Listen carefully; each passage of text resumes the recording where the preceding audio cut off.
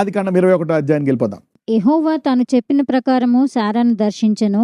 యెహోవా తానిచ్చిన మాట చొప్పున సారాను గూర్చి చేసెను. ఎట్లనగా దేవుడు అబ్రహాముతో చెప్పిన నిర్ణయకాలములో సారా గర్భవతి అయి అతని ముసలితనమందు అతనికి కుమారుని కనెను. అప్పుడు అబ్రహాము తనకు పుట్టినవాడును తనకు సారా కనినవాడునైన తన కుమారునికి ఇస్సాకు అను పేరు పెట్టెను. మరియు దేవుడు అబ్రహాముకు ఆజ్ఞాపించిన ప్రకారము అతడు 8 దినముల వాడైన ఇస్సాకు అను తన కుమారునికి సున్నతి చేసెను. అబ్రహాము కుమారుడైన ఇస్సాకు అతనికి పుట్టినప్పుడు అతడు 100 ఏండ్లవాడు. అప్పుడు సారా, దేవుడు నాకు నవ్వు కలుగ చేసెను, వినువారెల్లా నా విషయమై నవ్వుదురు అనెను. మరియు సారా పిల్లలకు స్తన్యమిచ్చినని ఎవరు అబ్రహాముతో చెప్పును, నేను అతని ముసలితనమందు కుమారుని కంటిని కదా అనెను. ఆ పిల్లవాడు పెరిగి పాలు విడిచెను. ఇస్సాకు పాలు విడిచిన దినమునందు అబ్రహాము గొప్ప విందు చేసెను. సో ఫైనల్గా అబ్రహాంకి కొడుకు పుట్టేశాడు. 50, 60, 70, 80, 100 ఏళ్ళకి ఈ నిరీక్షణ అంతా ఏంటి? Never your waiting in God will be wasted. నీవు దేవుని సన్నిధిలో దేవుని కొరకు నీ బలహీనతలో, బలాల్లో, వేదనల్లో, అధిక విశ్వాసములో, అల్ప విశ్వాసములో ఎలాగోలాగా నీకు దేవుని వెంబడిస్తుండగా నీకు జరిగిన రోగాలు, బాధలు, కష్టాలు, నష్టాలు, ఆప్తుల మరణాలు ఎన్ని జరిగినా సరే నువ్వు వెంబడిస్తున్నావు అనుకోండి, ఏది వ్యర్థం కాదు, అన్ని తిరిగి ఇచ్చేస్తాడు. God restores everything back. You need to learn that. సారాని ఆ దుఃఖాన్ని మొత్తానికి ఆయన నవ్వేటట్టు చేశాడు. నాతో పాటు నవ్వుతా ఎవరన్నా అనుకున్నారా అబ్రహాముకు 100 ఏళ్ళకి పుడతాడని? ఎవరైనా అనుకున్నారా నేను నా బిడ్డకు పాలిస్తానని 90 ఏళ్ళకి? You see that. అంటే ఒక్కొక్కసారి చూస్తే నా మీద ఎక్కువ టార్గెట్ చేస్తున్నాడు దేవుడు, నన్నే ఫోకస్ చేసి స్పెషల్గా నాకే ఈ వేదనలో కష్టాలన్నీ పెడుతున్నాడు. నేను ఎక్కువ పాపాలు చేశానేమో. మరి సారా అనుకొని ఉంటుంది, నేను ఎన్ని పాపాలు చేశానో నాకు ఇంత లేటు. నా ఈ 90 ఏళ్ల వయసులో కొన్ని 100,000 మందిని ఆ పిల్లల్ని ఎత్తుకున్నాను, పేర్లు పెట్టాను. Remember, God rewards your faith. విశ్వాసం ఈ భూమి మీద ఈ యుగముతో ఆగిపోదు. There is an eternity. Just follow this God with faith. ఎన్ని ఉన్నాయి at the end of the day? చాలా మంది ఈ భూలోకంలో జీవనాన్ని వదులుకున్నారు. ఎందుకో తెలుసా? కొంతమంది కావాలని సంపరచబడ్డారంట, శరీరాన్ని అప్పగించారంట. కొన్ని ఇక్కడ సంతోషం జరుగుతాయి, కొన్ని అక్కడ సంతోషపడతాం. మరి ఇక్కడ చూస్తే సారా 89 ఏళ్ళు విశ్వాసాన్ని కాపాడుకోవడం చాలా గొప్ప. అబ్రహాము కూడా మరి ఇలాంటి సమయంలో మరి సారాని ఎంతమంది అని ఉంటారు, అబ్రహాముని ఎంతమంది అని ఉంటారు, ఈ రాజు కూడా అని ఉంటాడు ఇక్కడ. ఓకే, అబిమెలెకు వాళ్ళందరూ అని ఉంటారు. ఆయన ప్రేయర్ చేయగా మనం కనీసం మరి ఆయనకి పిల్లలు లేరంట, అదేంటిది? ఆ దేవుడి పేరుని ఈయన ప్రార్థన చేస్తే మన కుటుంబాల్లో స్త్రీలందరూ కనేశారు ఇప్పుడు దాకా, ఎక్కడైతే ఆగిపోయి. కానీ ఏంటిది, ఆయనకి ఎందుకు పుట్టలేదు? So never compare yourself. సైతానుడు చేసే పనే అది. ఈ భూమి మీద ముఖ్యంగా కంపారిజన్, స్త్రీలేంది, పురుషులేంది, పిల్లలేంది, జలసి, కంపారిజన్. ఒకవేళ కంపారిజన్ ఉంటే అది హెల్దీగా ఉండాలా. ప్రభువా నీ చిత్తమేంటి నా పట్ల, నాకు తెలుసు నీవు గొప్ప దేవుడు, నీవు పక్షపాతం లేనివాడవు, అందరినీ ఒకేలా చూస్తావు, వాళ్ళకి అన్నీ ఇచ్చావు, నాకేమివ్వలేదు, నా పట్ల నీ చిత్తం ఏంటి అడగాల. Then God has something for you. దేవుడు బయలుపరుస్తాడు. Anything, go talk to God. అడగాలి అప్పుడప్పుడు దేవుడిని, ప్రభువా ఏంటి నాకు ఇంకా పెళ్ళి అవ్వలేదు, నాకు ఇంకా పిల్లలు పుట్టలేదు. Don't leave God. మరి 89 ఏళ్ళు సారా ఎలా తట్టుకుందో? అబ్రహాముని మరి అనుంటది, పొద్దున్న లేచి యాత్రికుల్లా నడుపుతా ఉన్న పిల్లలు ఇస్తాడు, అందరికీ పుట్టారు, నాకే పుట్టలేదు, నాకు విశ్వాసం రావట్లేదండి. మరి అబ్రహాం ఎలా తట్టుకున్నాడు? దీన్ని బట్టి ఏం తెలుస్తుందంటే, ఎంత ఆలస్యం అవుతున్నా అంతం వరకు నీవు విశ్వాసాన్ని పట్టుకోవడమే మంచిది. So the best thing is to hold on to faith. If he gives is good, if doesn't give just hold on. అవతల వాళ్ళకి 100 ఇళ్ళు కొనేసారు, నీకు 1 ఇల్లు కూడా లేదు, just hold on. God is not a partial God. God is a rewarder of faith. దేవుడు విశ్వాసానికి బహుమానం ఇచ్చు దేవుడు. I don't know how they have borne this. ఈ భయాలతో దీంతో అబ్రహాం వెళ్ళాడంటే కదా, ఎన్ని అవమానాలు, ఎన్ని బాధలు, ఎన్ని శోధనలు. కానీ it's not about man, it's about Jesus. 9వ వచనం. అప్పుడు అబ్రహామునకు ఐగుప్తీయురాలైన హాగరు కనిన కుమారుడు పరిహసించుట సారా చూచి, ఈ దాసిని దీని కుమారుని వెళ్ళగొట్టుము, ఈ దాసి కుమారుడు నా కుమారుడైన ఇస్సాకుతో వారసుడై ఉండడని అబ్రహాముతో అనెను. అతని కుమారుని బట్టి ఆ మాట అబ్రహామునకు మిక్కిలి దుఃఖం కలుగజేసెను. అయితే దేవుడు, ఈ చిన్నవాని బట్టియు నీ దాసిని బట్టియు నీవు దుఃఖపడవద్దు, సారా నీతో చెప్పు ప్రతి విషయంలో ఆమె మాట వినుము, ఇస్సాకు వలన అయినదియే నీ సంతానం అనబడును. చూసారా? తర్వాత ముందు హగర్తో వెళ్ళినప్పుడు, హగర్ ప్రెగ్నెంట్ అయినప్పుడు సారా అంటది, అది నన్ను ఇలా చేసేసింది, ఏం చేయమంటావంటే నీ భార్య మాట వినంటాడు దేవుడు. మళ్ళా ఇప్పుడు ఏకంగా ఆ కొడుకు మీద మమకారం పెంచేసుకున్నాడు.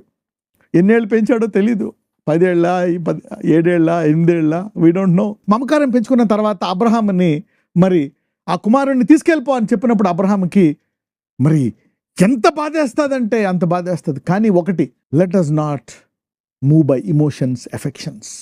వెంటనే దేవుడు అంటాడు, నీ భార్య మాట విను అంటాడు. అదేంటిది? అబ్రహాం ఆలస్యం చేయడు, దేవుడితో ఆర్గ్యూ చేయడు. ఏం చేస్తాడంటే అవును ప్రభువా అని చెప్పి ఏం చేస్తాడో చూద్దాం. Let us see. అందుకే అబ్రహాంతో మరి విశ్వాసంతో ఎలా నడుచుకోవాలనేటువంటిది తెలియాలి. How to walk by faith, not by emotions. Okay, let us see. అయినను ఈ దాసి కుమారుడును నీ సంతానమే కనుక అతన్ని కూడా ఒక జనముగా చేసేదనని అబ్రహాముతో చెప్పెను. కాబట్టి తెల్లవారినప్పుడు అబ్రహాము లేచి ఆహారమును నీళ్లతీతిని తీసుకొని ఆ పిల్లవానితో కూడా హాగరునకు అప్పగించి ఆమె భుజం మీద వాటిని పెట్టి ఆమెను పంపివేశెను. ఆమె వెళ్లి బెయేర్షెబా అరణ్యములో ఇటు అటు తిరుగుచుండెను. ఓకే, ఇప్పుడు తన సొంత కొడుకు, తన భార్య, ఓకే, దేవుడు దాసి అని అంటాడు అక్కడ. మరి వాళ్ళని పంపేస్తున్నప్పుడు ఇక్కడ చూస్తే దేవుడు, ఒకసారి 14 చూద్దాం. కాబట్టి తెల్లవారినప్పుడు అబ్రహాము లేచి ఆహారమును నీళ్లతిత్తిని తీసుకొని ఆ పిల్లవానితో కూడా హాగరునకు అప్పగించి ఆమె భుజం మీద వాటిని పెట్టి ఆమెను పంపివేశెను. స్త్రీలనివ్వలేదు, ఒక 10 మంది మరి స్త్రీలనివ్వాల, ఒక 15-20 మంది పురుషుల్నివ్వాలా. మరి ఫరో ఏమో అబ్రహాముకి చాలా మంది మగ సేవకులను ఇచ్చాడు, ఆడ సేవకులను ఇచ్చాడు, అనేక మంది మరి ఇచ్చాడు. ఇక్కడ కనీసము ఆహారము రొట్టె ఇచ్చి పంపించేశాడండి, నీళ్లు ఇచ్చి. మరి తిన్న తర్వాత, తాగిన తర్వాత ఎలాగా? కనీసము ఒక నెలకు సరిపడాన్ని ఇవ్వాలా. అబ్రహాం ఎంత ధనికుడు అంటే సంవత్సరానికి సరిపడగానే ఇవ్వాలి. Should give at least for 1 month. Look at this man. అంటే ఏంటి? What is he's telling? అతని విశ్వాసము చూడండి. దేవుడు ఏదన్నా చెప్తే దాన్ని చేస్తాడు. ఇక్కడ ఇంగ్లీష్లో చాలా బాగుంటుంది. 21:13 ఆదికాండం 21వ అధ్యాయం 13వ వచనం. అయినను ఈ దాసి కుమారుడు నీ సంతానమే గనక అతన్ని కూడా జనముగా చేసేది అబ్రహాంతో చెప్పాను. And also of the son of the bond women will I make a nation because he is దై సీడ్. ఈ బిడ్డను కూడా నేను I will make him a nation. మరి ఇంతకు ముందు దాంట్లో చూసినట్లయితే I will make him a great nation అని కూడా చూస్తాం. మరి అబ్రహాంకి ఇప్పుడు విశ్వాసం పెరిగిపోయింది. 100 ఏళ్ళైన నాకు కొడుకునిచ్చాడు, సారాకి మరి ఇలా చేశాడు, దేవుడు ఏదైనా చేయగలడు, ఇక ఈమెకి నేను ఎక్కువిస్తే ఏంది, ఇవ్వకపోతే ఏంది అని చెప్పి ఆ పూటకి ఆహారాన్ని నీళ్ళని ఇచ్చి పంపించేశాడు. Can you believe it? Look at the faith of this man. ఆ పూటకి ఆహారాన్ని నీళ్ళు ఇచ్చి పంపించేశాడు. కొడుకు, భార్య, I make him a great nation, గొప్ప జనముగా చేస్తాను, దేశాన్నిగా చేస్తాను, ఇచ్చేసాడు. Let us see what happened. చూద్దాం. ఆమె వెళ్లి బెయేర్షెబా అరణ్యములో ఇటు అటు తిరుగుచుండెను. ఆ తిత్తిలోని నీళ్లు అయిపోయిన తర్వాత ఆమె ఒక పొద క్రింద చిన్నవాని పడవేసి ఈ పిల్లవాని చావు నేను చూడలేనని అనుకొని, పైగా ఎడారిలో ఒక బాటిల్ నీళ్ళు ఎవరైనా ఇస్తారా? 10 మంది కనీసం ఆ ఎడారి వెళ్ళి ఇంకో ఊరు వెళ్ళిపోవడానికైనా సరే ఆహారం ఇవ్వాలా, నీళ్ళు ఇవ్వాలా, కొన్ని డబ్బులు ఇవ్వాలి. ఎంత ధనికుడు అబ్రహాం, వెరీ రిచ్ మ్యాన్. దేవుడు ఆ చిన్నవానికి తోడై ఉండెను. అతడు పెరిగి పెద్దవాడై ఆ అరణ్యములో కాపురం ఉండి విలుకాడాయెను. అతడు పారాను అరణ్యంలో ఉన్నప్పుడు అతని తల్లి ఐగుప్తు దేశము నుండి ఒక స్త్రీని తెచ్చి అతనికి పెండ్లి చేసెను. ఇక్కడ 21వ వచనం దాకా చూస్తే మొత్తానికి దేశం ఫీలింగ్ మటుకు మనలేదు. ఐగుప్తు కదా, మళ్ళీ ఐగుప్తు స్త్రీనే తెచ్చుకుంది. ఓకే, మొత్తానికి దేవుడు ఆమెకు తోడుగా ఉండి అతనికి జీవింపజేసి God blessed him. You saw, ఒక వాగ్దానాన్ని మీద ఆశ పెట్టుకొని అబ్రహాము అందుకనే అంటాడు, మనము we should not go by brain estimation, just by faith. అతని విశ్వాసం చూడండి. Look at his faith. అందుకే అంటారు, మనము లోకాన్ని బట్టి, ఇతరులను బట్టి, పెద్దల అనుభవాలను బట్టి, ఓకే, జ్ఞానాన్ని బట్టి కాదు, కానీ విశ్వాసముతో ముందుకు నడవాలంట. అంటే దేవుడు ఏం చెప్తే, ఈ లోకమంతా ఇప్పుడు దాకా ఏదన్నా జరగని, ఈ లోకమంతా రీసెర్చ్ చేసి ఏదైనా చెప్పని, కానీ దేవుడు ఏం చెప్తే దాన్ని నెరవేరుస్తాడు. That's it. Look at his faith, how he gave a bottle of water. దేవుడు ఈ ఒక్క రోజులో ఈమె చరిత్రను మార్చేశాడు. 1 day అద్భుత రీతిగా ఈమెకి డబ్బులు వచ్చేసాయి. ఆమె విశ్వాసం తగ్గడం మొదలుపెట్టింది, గొప్ప దేశం అయిపోయాడు. చాలాసార్లు దేవుడు ఎందుకు అనేక సార్లు మనతో మాట్లాడంటే ఆయన తెలుసు ఎందుకు, నువ్వు వినవు. ఇక్కడ అబ్రహాం యొక్క విశ్వాసాన్ని చూపిస్తున్నాడు. God wants to talk to you. ఎంతమంది అబ్రహాం విశ్వాసాన్ని చూసి ఇదొకటి నేర్చుకున్నారు? ప్రభువా మాట మాత్రము సెలవేము. ఒక వ్యక్తి జీవితకాలం కష్టపడి ఆ పిలుపు కోల్పోయే బదులు ఇక్కడ చూడండి, God said go, I will do it. Just in 1 day he turned around. The blessing of Abraham. నజరేయుడైన యేసయ్య, ఇదిగో ఈరోజు మేము విశ్వాసము ద్వారా ఎలాగ మేము ముందుకెళ్ళిపోతే ఆలస్యంలో, కష్టాల్లో, వేదనలో అపవాది అనేక సార్లు మా త్రోవను తప్పించాలని చూస్తున్నప్పుడు కూడా ముందుకెళ్ళిపోతే ఎలా వాగ్దానాలు నెరవేరుస్తావో ఈరోజు మాకు బోధించావు. విశ్వాసంలో ఉన్నవారికి అయ్యా, మా క్రియలను బట్టి కాదు, మా విశ్వాసాన్ని బట్టి ఆశీర్వదిస్తానని సెలవిచ్చున్నావు.